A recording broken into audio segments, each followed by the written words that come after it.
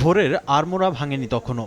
এর মধ্যেই রাজধানীর পুরাতন বিমানবন্দরে হাজির সশস্ত্র বাহিনীর সদস্যরা। জাতিসংঘের শান্তিরক্ষী দিবস পালন করতেই একত্রিত হন ৩ সশস্ত্র বাহিনী এবং পুলিশ সদস্যরা।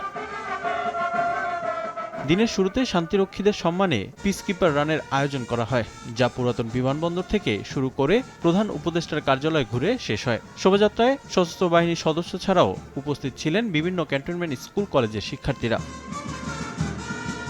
এরপর প্রধান অতিথি হিসেবে অনুষ্ঠানের উদ্বোধন করেন স্বরাষ্ট্র উপদেষ্টা। উপস্থিত ছিলেন বাংলাদেশের জাতিসংঘের আবাসিক প্রতিনিধিও।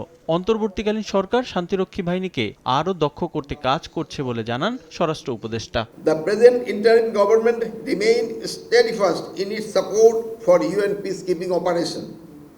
We will continue to provide highly skilled and well-equipped personnel to serve in mission around the globe. We also reiterate our commitment to enhance the safety and security of our peacekeepers. ঢাকার বাইরেও পালিত হয়েছে জাতিসংঘ শান্তিরক্ষী দিবস। চট্টগ্রামে বাংলাদেশ বিমান বাহিনী ঘাঁটি জহুরুল হকে যথাযোগ্য মর্যাদায় দিনটি পালন করা হয়। এছাড়া সিলেটে ১৭ পদাতিক ডিভিশনের উদ্যোগে দিবসটি উদযাপন করে সেনাবাহিনী। রিফাতুল ইসলাম মিরন, সময় সংবাদ।